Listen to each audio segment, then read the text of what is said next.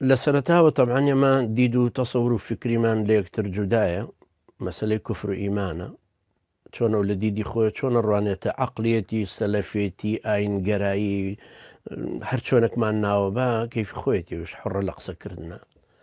بەڵام ئێمە زاراوە شەرعەکانی خۆمان ناگۆڕین بۆ کەس. زمانێ بۆ ئەوان ژانوت پرۆلیتاریا و بورجوازی و کۆنەپەرست و ئاوایان قسە کرد، بەڵام ئێستا گۆڕاوە بۆ ئەم زاراوە نوێیان. ئێمە بەنسبەتی خۆمانەوە خەڵک پۆلێنەکەین لەسەر ئەساسی کوفر و ئیمان، لەسەر ئەساسی نەکورد و نەعەرەبێتی نەچینایەتی نەهۆز و نەعەشرەت و نەزارگۆتن و نە هیچ شتێکی تر. ئەو کەسانێکی ئیسلامیان قبوڵە کاملن بە عەقیدە و عیبادەت و شریعەت و سلوکیەوە، ئەوانە مسلمانن کە تەنفیزیشان کردووە تەبەن جنسی عملیشان لەگەڵیا هەیە.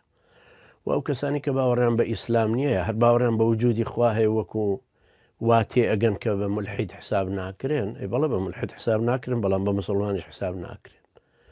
ئێمە و اختلافەت جەوهریە جەزریەمان هەیە و لە سەردەمانێکی زۆر کۆنیشەوە تەمەنی هەردووکیشمان ئەو 2 ساڵ لە من بە تەمەنترە، تەمەنی هەردووکیشمان ئەو ڕێڕەوەی هێناوە هەردوو لامان ئەو سەردەمانی کە ئەو بوو بە کۆمەڵی مارکسی لینینی، ئەو کاتە منیش بوو بووم بە ئیخوان مسلمین.